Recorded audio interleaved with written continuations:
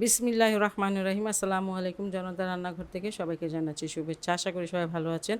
আজকে যে রেসিপিটি করব সেটা হচ্ছে ডিম আর বেগুন দিয়ে অসাধারণ মজার একটা রেসিপি। যাই হোক, এখানে আমি একটা বেগুন কেটে নিয়েছি, প্রায় 250 গ্রামের মতন হবে। আর 5টা সিদ্ধ ডিম নিয়েছি, সিদ্ধ করে পরিষ্কার করে ছিলে নিয়েছি। একটু লবণ দিয়ে দিচ্ছি, আর একটুখানি কেচে নিয়েছি ডিমগুলো। একটু হলুদ, এখানে আমি একটু হলুদের গুঁড়া দিয়ে দিলাম, আর এখন এটা হলুদের গুঁড়া দিয়ে একটু মাখিয়ে নেব।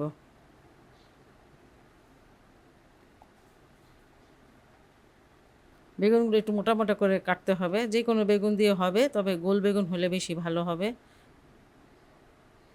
একটু মরিচের গুঁড়াও দিয়ে নিলাম।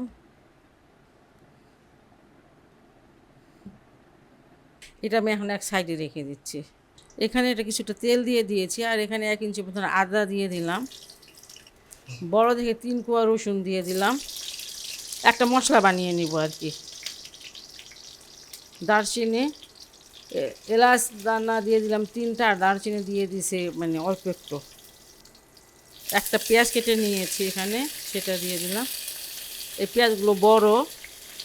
আর 5টা কাঁচামরিচ নিয়ে নিয়েছি, সেটাও দিয়ে দিলাম।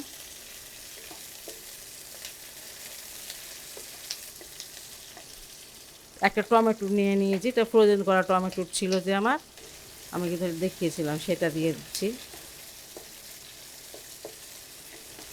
প্রায় 4 মিনিটের মতন ভেজে নিলাম, আর এখন এটা আমি উঠিয়ে নেব। এইভাবে যদি আপনারা এটা ভেজে যদি বেটে নেন বা ব্লেন্ড করে নেন, তাহলে গ্রেভিটা খেতে অসাধারণ টেস্টি হয়। ডিমগুলো ভেজে নিব।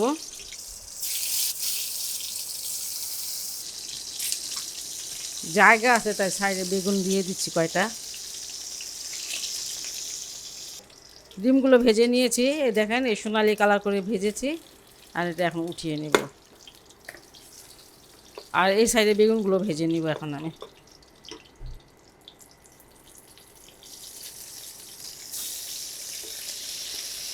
বেগুনগুলো আমি ভেজে নিয়েছি, অনেক যে ভাজা লাগবে সেটা না, ভাজা বেগুনটা বেশি ভাজতে হয়, আর এই বেগুন একটু বেশি ভাজা হয়ে গেছে, এর থেকে কম ভাজতে হবে এমন। এই যে এগুলো ঠিক আছে, এখন এটা আমি নামিয়ে নেব। যেহেতু রান্না করব সেহেতু এত ভাজতে হবে না।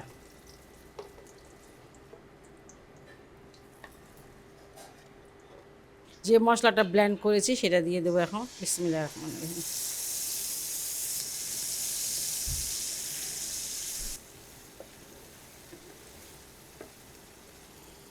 মশলাটার মধ্যে একটু পানি দিয়ে দিলাম, বাটিটা ধুয়ে।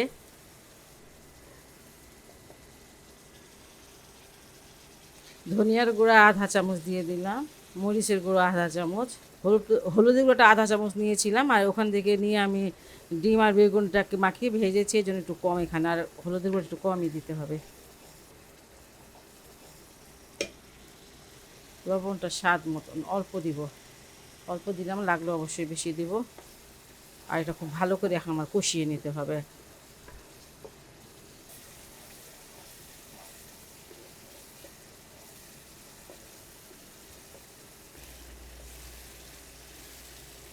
মশলাটাকে আমি খুব ভালো করে কষিয়ে নিয়েছি, প্রায় 5 মিনিটের মতন কষালাম। একটু পানি দিয়ে দিয়ে প্রায় 100 গ্রাম পানি দিয়ে দিয়েছি, কষাতে কষাতে এটা ভরে নিয়েছিলাম পানি, আর এখন আমি পানি দিয়ে দিব। ঠিক আছে,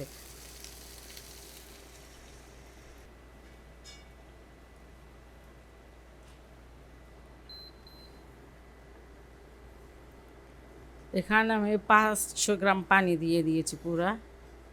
গ্রেভিটা বলক এসে পড়েছে, আর আমি এখন ডিমগুলো দিয়ে দিব। বিসমিল্লাহ।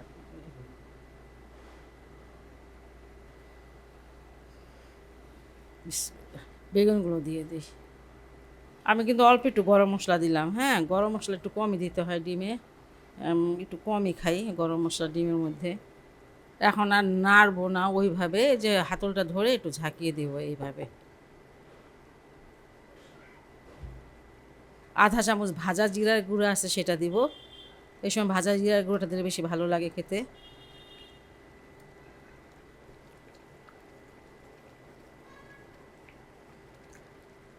তরকারিটাকে আমি প্রায় 8 থেকে 10 মিনিট রান্না করে নিলাম, 10 মিনিটের মতন হবে। যাই হোক, ঝোলটা একদম কমে গেছে, আর এই ঝোলটাই মজা, অনেক টেস্টি। আর কখনো চামচ দিয়ে নাড়বেন না, সব বেগুনগুলো ভেঙে যাবে। এই যে এইভাবে। দেখেন মাশাআল্লাহ দেখতে কত সুন্দর হয়েছে, মানে খেতে অনেক ভালো হবে। আর একটু ধনিয়া পাতা দিয়ে দিচ্ছি। এখানে আমি যাই এখন একদম নরমাল মশলা, কিন্তু এই নরমাল মশলা দিয়ে অনেক টেস্টি একটা মানে ডিমের কারি বানিয়ে আপনাদের দেখালাম। এটা বাসায় অবশ্যই ট্রাই করতে পারেন। আর যদি ভালো লাগে তাহলে চ্যানেলকে অবশ্যই লাইক, কমেন্ট, সাবস্ক্রাইব করেন। ভালো থাকুন, সুস্থ থাকুন, নিরাপদে থাকুন। আল্লাহ হাফেজ।